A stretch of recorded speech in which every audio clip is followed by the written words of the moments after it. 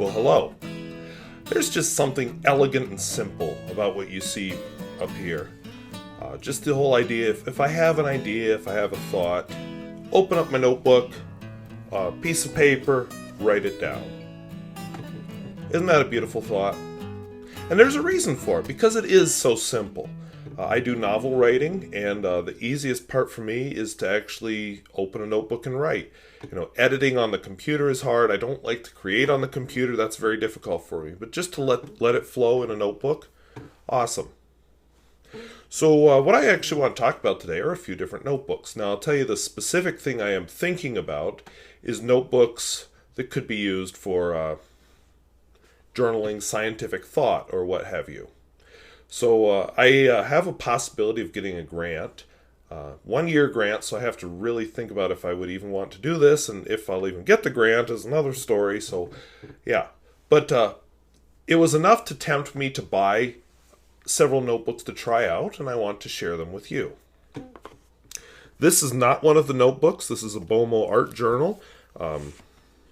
Very simple. Very attractive. I will do a video on this after I get it a little more filled.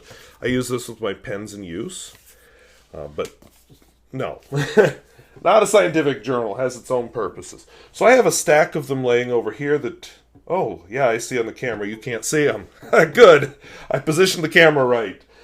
I did also notice that my chair squeaks a lot. The microphone picks it up. I've got to work on that. See, just did it. So I will work on that. And I actually did film this once already and was very displeased with the results, so I'm trying again. So, my first contender is a pretty obvious student lab notebook. I will pull up so you can get a better look at it. So the student lab notebook, has a nice cover with all the things you would expect, 50 pages. This is made by bookfactory.com if you're interested in it. This is the lowest cost version of any of these. You open it up. It's definitely made for teachers and students. Let me move this pen that I had as a visual aid. I almost knocked it on the floor there. So it has a place here for the instructor to make comments. It has guidelines for the student lab notebook. I won't read them to you. You can read them yourself, or you can even look at them on Amazon, I believe. I am going to zoom in, though, and point out a couple of things about these journals. First of all, in the professional world, this can be a legal document. Now, I'm teaching high school students. Maybe I'll be lucky and a student will discover something amazing, but I doubt it. But we're starting to have it. And, what you're really getting here is the idea of students actually journaling what they do, journaling their thought process, and actually paying attention to details. That's what you want at my level. They have some rules of thumb, which I'll just skip over that. Remember to treat your laboratory notebook as a legal document. And the primary purpose is the support of documenting work that may be patentable. So enough on that. You'll find similar in all these notebooks, almost all.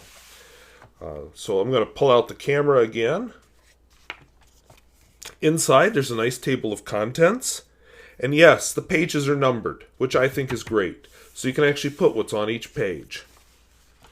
The pages themselves, numbered. Big, complicated heading. Let me move this over. Names, your lab partners and whatnot. The experiment you're doing, the course. If I have a lot of students, which I'm in a small school, not an issue. Date. Down at the bottom, you're supposed to sign your work, be witnessed, more dates. And of course, graph paper, because you can put text, diagrams, graphs, whatnot on them. So I tried a little bit of writing. I didn't notice it feathered, but I did notice some bleeding. And I'll tell you what else I don't like with this. You know, and I realize most of my students will not be using fountain pens, so that probably won't be an issue.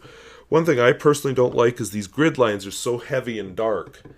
I prefer if they would disappear after you're writing. I mean, they're there only to serve as a guide while you write.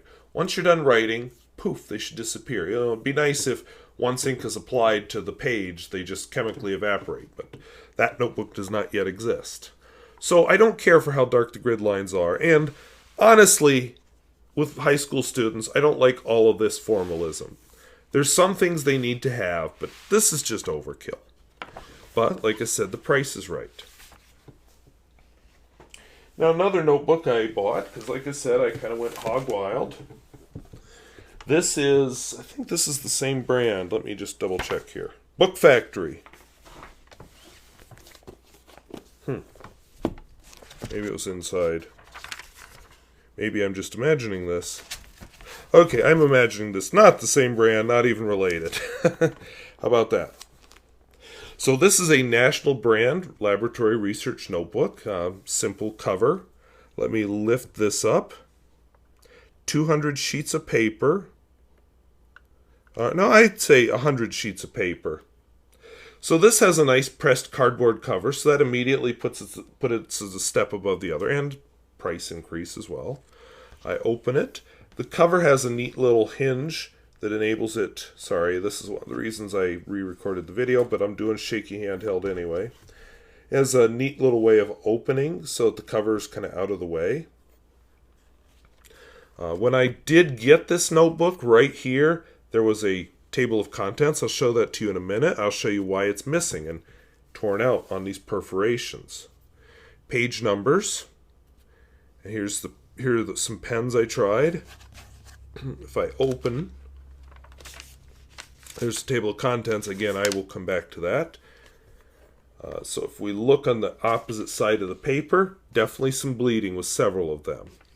Nothing horrible, and since there's nothing on the backs of these actually are not designed for writing, or for writing on the backs. So what I have, this table of contents you tear out. It's a very slick cardboard, so it would have to be written on with ballpoint or a Sharpie or something. But important, insert this card under second copy before writing. What? Well, this page is pristine, not touched by human hands. The notebook comes with a second yellow sheet. So, no carbon paper. When I was a kid, I took physical science as a freshman. We were given notebooks quite similar to this with the tear-out yellow sheet. And it contained a piece of carbon paper, and we were expected to turn in the yellow sheet to the instructor for feedback, and then we got to keep the white one kind of as a log of what we were doing. Now, in this part of my room, I don't actually have pens. They're over there. So I'm looking in this cabinet here. I do see yeah, no pens. I see a Parker Jotter refill. I don't even know if it still works. I didn't know it would be in this drawer, so we'll see. Oh yeah, starts up like a champ. That actually is a good brand. If you must buy a ballpoint, don't write with just refill though, because that's awful. And then, just for giggles and snorts, because I do have the ballpoint here, or I'm sorry, the fountain pen over here. This is actually a pen that came in the mail today.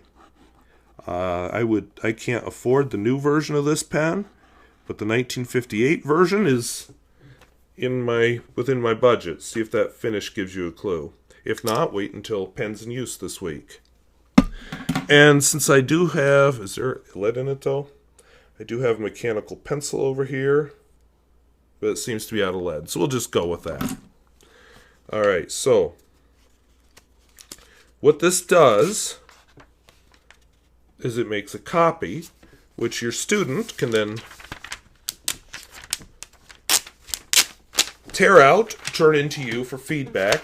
The table of contents serves the function of protecting this business from going down through several pages and wasting them. Just as an FYI, I did this earlier, you know, the first time I filmed this review. And you can see all these pens got through, although interestingly, my Arrow pen is, well, let me get this closer so you can actually see it. This is kind of a cool effect. The Arrow pen is a very flexible nib. It looked good on the white sheet. On this, because there is no ink here, it's just the actual physical impression. You can definitely see that the nib is flexing there.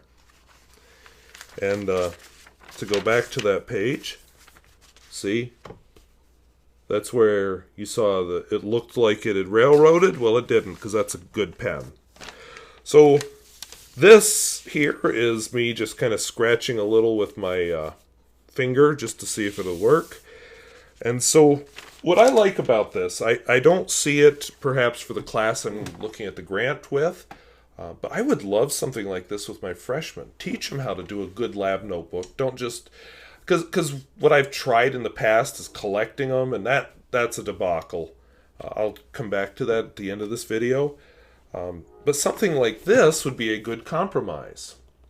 So, I don't know. I'd like to start doing that. Because freshmen need regular feedback. That's just the nature of the beast. All right, we're scooting right along. Now, this one was sort of a pie-in-the-sky sort of, oh, that looks really cool. So this one was more to satisfy my curiosity. This is a laboratory notebook. This is also made by Book Factory. You can't really read that because the exposure.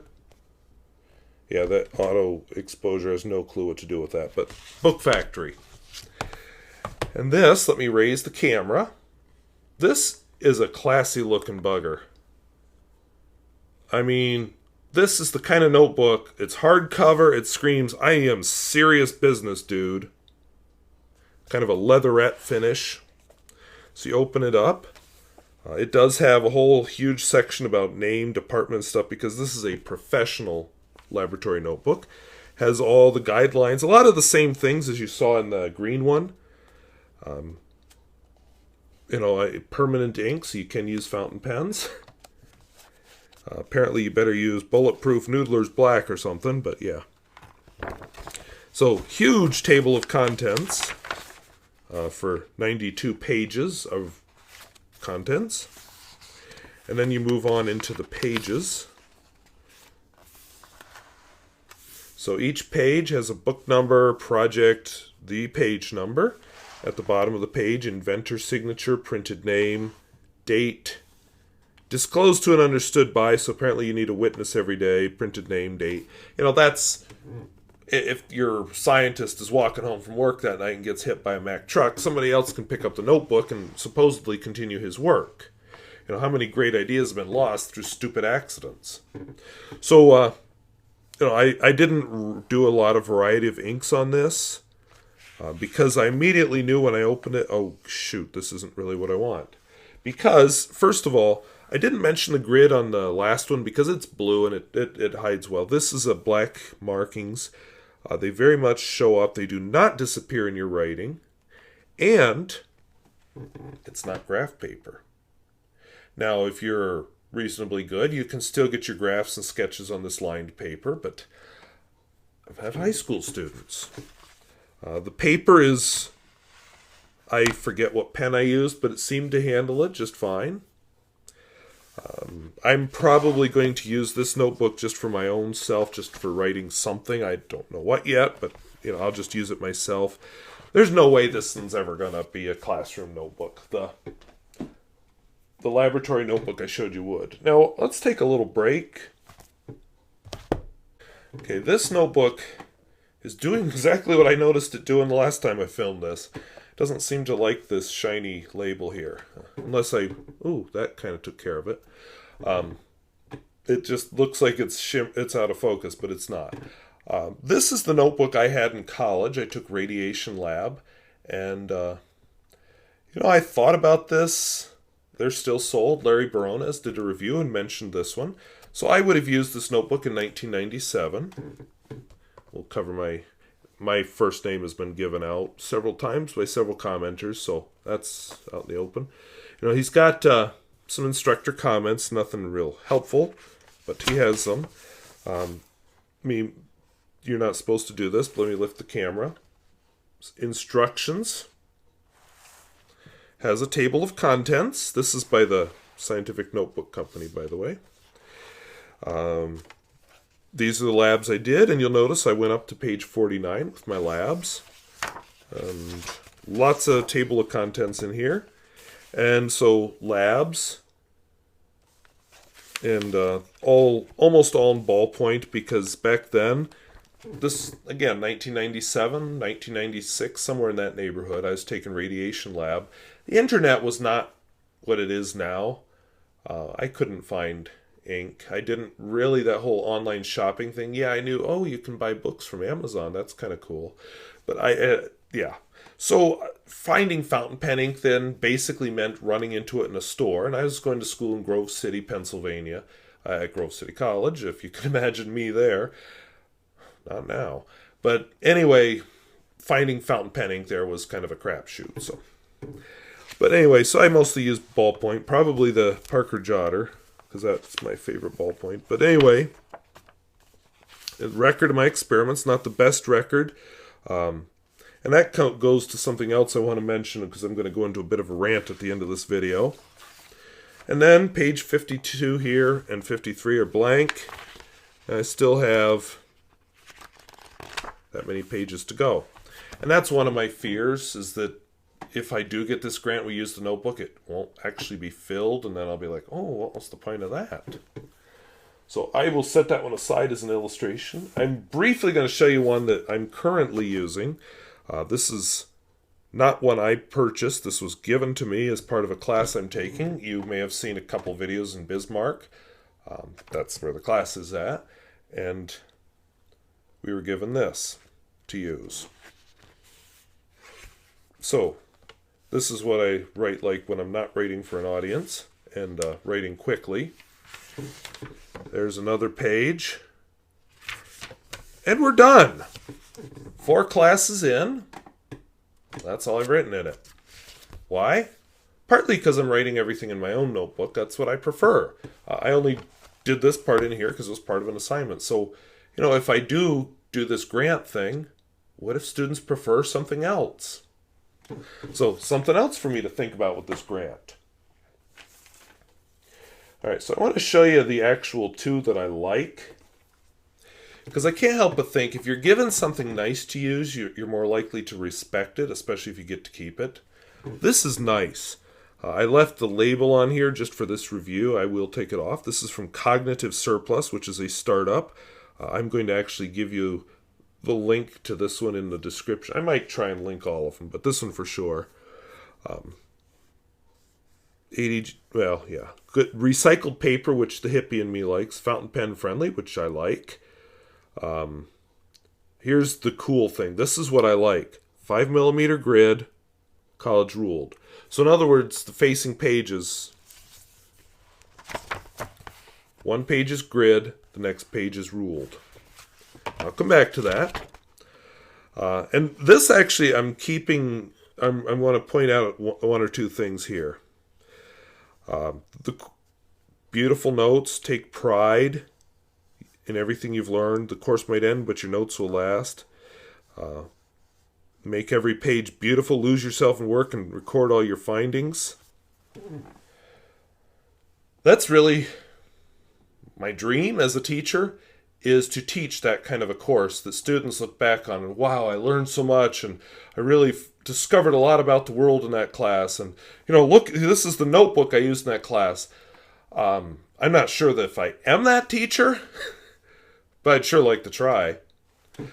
And something like this would be something you could put on your shelf because it's hardcover. And now that I've said that, I'm going to take this off. Point out the cover is pretty nifty. They come in a variety of covers that are all based on old scientific art, in all different sciences. So if this one isn't your bag, try something else. So I've already done a lot of writing. In fact, I've been doing a lot of planning for this class in this notebook and switching pens a lot because I was trying them out and are trying out different pens in this paper. Here's an example of why that's kind of a nice layout. My diagrammy thinky stuff here on the grid, and then my writing over here. Here, I didn't have a diagram, so I just wrote on the grid. I like it. Comes with a little bookmark. Now, there's no table of contents in it. There are no page numbers. So a student would have to, say, take probably the first sheet, maybe 2 sheets, and do a table of contents there, and then hand right in your table of contents. Student would probably put their name right here somewhere. But this would be a classy thing. So I like this one. The drawback is this one's pricey. And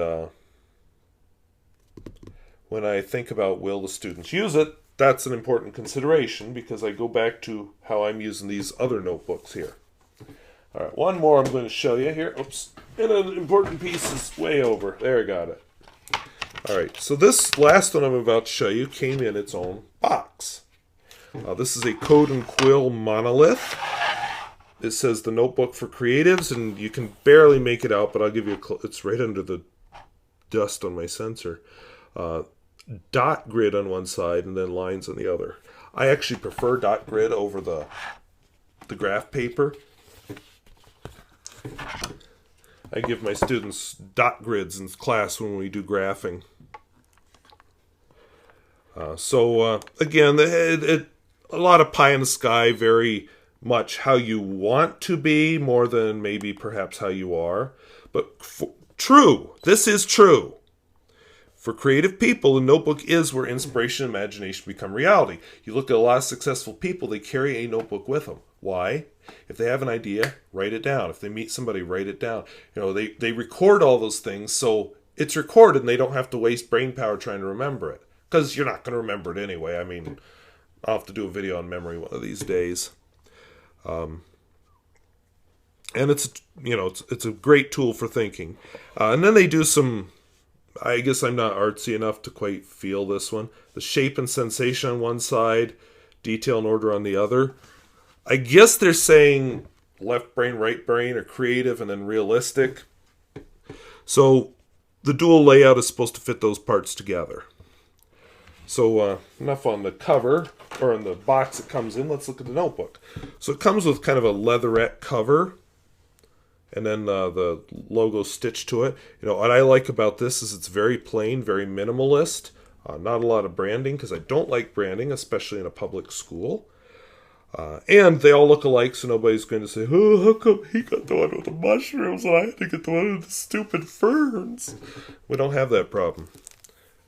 Place to put their name. The cover is reasonably stiff, so it's portable. Again, I bookmark. This is also one I have not used much, except just to try it out. So I did some writing. If we go to the back side, one of the pens bled, but then this one doesn't claim to be fountain pen friendly. But the others did actually behave. A little ghosty, but I think if I write here, you won't even notice that. So let me zoom in.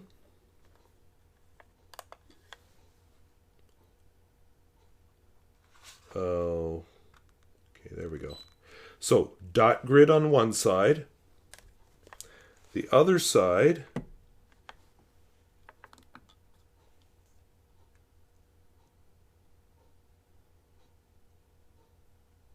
seriously, autofocus? There we go. The other side is lined. I'm going to try that again. I'm just going to edit that part out because that sucked.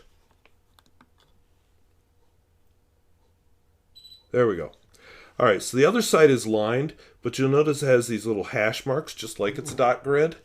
What I read somewhere was this is intended for programming where you have little subroutines and you have to show it, the order by the horizontal spacing. This would also be in a pinch, a place you could do some graphing or sketching, so it'd be laid out here. So I kind of like that this has the best of both worlds. Now, my personal favorite, I like a blank sheet of paper because then I can put in really heavy writing underneath it whatever I want. I could put a piece of lined paper underneath it. I could put a graph under it. I could put a dot grid, really dark so it shows through the paper while I'm writing. That's my preference, because then, again, the only reason these lines are here is so while I'm writing, I go in straight lines. Once I'm done writing, they're not needed anymore. And you can see that they're pale enough to disappear, just like the last one I was showing you, the code surplus. The marks disappear once you start writing. And that's their purpose. They are meant to disappear. So I like that. So set this aside. So now, like I said, I don't know if I'll get this grant. The course I will be teaching is, we need something to look at here. I don't want that boring board up beside me. So let's admire what's on top. Let's admire something. Here we go. Let's admire this guy. The BOMO Art Journal and the pen that you're going to have to wait till pen's in use to find out what it is. So I like the idea of writing. There is research behind the whole idea that if you write, you're more likely to remember things. Students who take notes remember more than those who just listen. Students who take written notes have better recall than those who type their notes. And just recording and being detailed is a good exercise for students. It just exercises your mind and teaches you to pay attention to things rather than just, oh, yeah, I'll remember that later. No, you won't. We always think we will, but you won't. But then I come back to a one-semester college course, and I only filled about 2/3 of this. Course I'm taking now, I've only filled one sheet of this. Admittedly, I am taking notes in another notebook, so there is that. But, so I wonder, would it be used? If I hand notebooks out to students and require them to use it, will they feel constrained rather than freed? I'll give you a little personal experience. Because I'm doing this series of videos on note-taking, my next one is supposed to be Carnegie Notes. Another video I filmed this week and totally failed at. So that's why you didn't get it on Monday. So I took my notes in Carnegie format, or is it Cornell? Cornell format. And yes, I see the benefit of Cornell, but wow, was that constricting. I was just like, let me free! So if I'm saying to my students, you have to use this notebook, I don't know. Now, I will admit, as a freshman, and I wish I had kept it, the notebook we had that was similar to this with the tear-out pages was very nice. I liked it. I liked being able to hand it to my teacher, not having to turn in the notebook. That was a good deal. So will my students actually use it? I don't know. So this may be where the rant starts. Some of you might be saying, well, just require them to use it. Easier said than done. I have told, in some years, I've said, I will be collecting your notebooks periodically. And for this class, you're required to have this class should have its own notebook. I lay out the requirements. And then you find people say, well, all my history notes are in there too. Did you not hear when I said meet the requirements? And there I pretty much said that. And then they said, well, could I stand here while you grade it? No. And, and I didn't get administrative support at that school.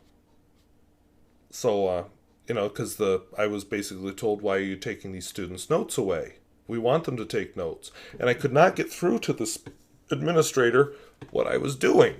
And that made me gun shy about this. And that's part of why I tempted to just hand them a notebook and say, this is what you use. So if I get the grant, okay. What about the year after? Is the school going to spring for a bunch of notebooks, especially if it doesn't go as well as planned? And here's what else is going to happen. We are starting a pilot of a one-to-one initiative. Now, it won't be for any classes I teach next year, but for those of you who don't know the educational term, one-to-one means each student would have a device. And what we're looking at is, in the high school, will probably be a Microsoft Surface. High school is not part of the pilot, though. In K through 8, it's going to be a device called a BAK, B-A-K, which is a rugged, cheaper, lower, whatever, Surface. And we were told, that they have handwriting, which they do. I tried out the handwriting on the back because I'm part of the committee that's evaluating these things, and that was awful. When I write, I didn't uncap the pen, but look, my hand is resting on the paper as I write. That's what it does. That's why Stephen Brown, when he does his reviews, lays his little sheet of plastic down before he does the review, so he doesn't get hand oils across the paper. With the back, it was picking up my hand. Ew. So, pen, hand. It would connect lines from what I was writing to the hand. So then I end up kind of this awkward holding up like this, which is a miserable way to write. And I know what the kids are going to do, because that's miserable, is they're going to just say, well, the heck with writing, I'll just type. Defeats the purpose. And, we have people saying, well, they won't even need notebooks anymore, because it could all be on Microsoft OneNote. I will be doing in my note-taking video, eventually, a video on some of these virtual tools for note-taking. My opinion, and maybe I'm getting old, and I don't like to say this, because I know I still look like I'm in high school. Slightly overweight high schooler. But there is something about physically writing in a notebook and walking away with a notebook of stuff, of you, personalized, with your little doodles, your notes, your sketches, your insights. And you might say, well, you get that with OneNote too, only it's virtual and online. Well, if you want on OneNote, use your cell phone, because all these kids have one anyway, except for me. I'm the only one without a cell phone, even among the teachers. And put your photograph on OneNote. But I like that connection to paper. Now, I will concede that writing with a stylus is a compromise that does give you some of the advantages of writing on paper without so many of the disadvantages of typing. So I'm part of why we are getting devices that allow handwriting input. But, and I would love if somebody could maybe help me with the research on this. There is something to writing on paper and having it all in one place. Like I said, the simplicity of this. I had this document camera, which you can't see right now, so I'll just hold it up briefly. That's what I use when I do lectures in school, and again, I am trying to get away from so much lecture, but that's what I use. I write with my fountain pen underneath it, and it's so simple. I turn this on. The biggest obstacle is the technology. The Windows version of this software isn't that great, and but, so simple. I mean, I just write notes and they appear. I want to show something from a book. I just slip it under. It's so simple. There's no, well, I guess it is on the computer, but, writing with a notebook, let's go simpler, is just, I open it, I start writing. Oh, somebody came in, I close it. Oh, they're gone, I can write more. Oh, I've just got a minute to write this.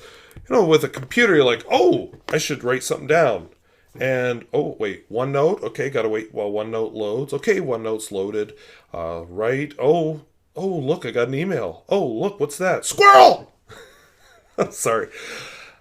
So I see a lot of value in these analog tools. Now, there are tools that are analog that, maybe it's time to let them go. I'm not going to film these YouTube videos with 35 millimeter, well, what's it called? Drawing a blank. Anyway, I'm not going to... Super 8, not 35 millimeters. Super 8. I'm not going to film these YouTube videos with Super 8. I'm using the technology because this technology is better. Now, and so I'm a believer in match the tool to the task. I would like to use a lot more electronic sensors in my labs. Mess with that pH paper and you're just begging for frustration. Yeah, mechanical scales are cool and all, and it is good to know how to use one, but oh my God, what happens with mechanical scales is your students quickly get bored with moving those little levers around, or worse, putting weights down, taking them off, trying the next one. Eventually they start doing exactly what I used to do in high school, and they say, close enough. And then you try to have a class discussion over your lab data, which I would love to display, using this electronic technology. So we could all put all of our class data into a nice Excel spreadsheet that I then project on the projector, and they have on their devices, and we can all graph and do our analysis and stuff. But, excuse me, if you're using the mechanical scales, then the data is useless. Because I used to have the mechanical scales and, no projector in the room. So I would have all the students write their results big on a piece of paper and then staple them to a bulletin board. And then we'd try and do our discussion, our graphing by hand from that. Because, yes, some of the schools I've taught at are very backwards in technology. And it just didn't get good results. I'd rather use a motion detector than a tape timer in a physics lab. They're just better. Instead of kids spending forever measuring between dots and calculating, they can immediately go to the distance time graph, the velocity time graph. Now, yes, they lose that intimate understanding of what's going on to create the graph, but it's so tedious and horrible that they weren't really getting it anyway. So technology makes things easier. Now, I am of the opinion that we do need to put more responsibility on our students. We do need to have them writing more. We do need to step back and say, figure it out. You have a problem to solve. If you have trouble with the equipment, come talk to me. If you need a sounding board for your idea, come talk to me. Don't set them up to fail, of course, but give them more personal responsibility. I see that as a big thing that's missing. This is where the rant comes in. One of the things I absolutely despise is I'm seeing teachers use PowerPoint, which is fine, PowerPoint's your deal, but then they give the students all the slides. Or they give them pre-printed notes with blanks. The student just has to listen. So when the teacher is going on about, and King Arthur was king, he's fictitious probably, but, that my point is. And then the date's missing, and the teacher just said the date. I better write the date in. That's horrible. Because what you want them doing is you want them thinking and saying, what's important, what's not important. And then, of course, the date is important because the teacher turns around and tests them on what's the date, not what are the big things that this king did, how did that lead to the modern world. Oh, no. Let's memorize the dates of the king and what battles he fought in. Not what was his great significance in history. And in fairness, a lot of science teachers do that too. I used to be one of them. I used to fill my board 5 times in a period or more with a very neat outline with all the details in it. And then I'd test them on all the details. And they'd leave with absolutely no understanding because, just get all these details down. We don't know what he's going to ask anyway. And, don't bother listening to him. You just copy what's on the board. I want to give them more responsibility, and this whole idea of a notebook is part of that. Instead of me saying, okay, now we've got our results, guys, because I am starting to use Excel and the projector now that I can do that. I just have to have them all individually come sit at my computer and type in their results. But now, instead of doing that, what if I have a couple of questions I want them to answer, and I organize them, and I'll have to teach them how to do this, but organize them to discuss it amongst themselves. They have this terror of, what if I'm wrong? Which is understandable because they are taught to rely on me as the expert instead of relying on themselves and their data and each other. They're taught to be helpless. That's what we do. So that's part of why I'm so passionate about this. I want a good tool to teach them to have some self-efficacy, to take charge of their own learning. I am going to have to fight, ennui, laziness, the teenage thing that they don't value it because it's science and science sucks, and all that. Well, whatever. I will have to work around that somehow. Classroom management will still be a thing. But, what are we trying to raise? Are we trying to raise good passive students? Or are we trying to raise independent adults who can think for themselves and can hear something and say, well, that's not right? Isn't that what we want? I mean, it's uncomfortable because we want them. No, you must conform and bow to authority. Well, this and this is some independence. Teach them to think for themselves. That's what I want. And so this class is hopefully going to be the beginnings of it, and I can spread it more and more into my other classes. It is more of a project-driven class and more of an engineering class where there aren't necessarily right answers and where they do have to discuss and decide amongst themselves. And I hope after the discomfort at the beginning wears off, that they do start thinking for themselves and they do start saying, well, why aren't we doing this in your other classes, Mr. Squirrel? Why aren't we doing it in our other classes in this school? And if we do go the route of this one-to-one and this trial goes well and it's instituted in all classes, I want that to be another tool that can sit beside this and help them. I don't want it to replace this. So anyway, that's my dream. And that's part of why I'm doing this series of videos on note-taking, and part of why I abandoned that Cornell note video that I took before, because it just wasn't good enough. My I don't like taking notes this way took over while I recorded the video, and it was subpar.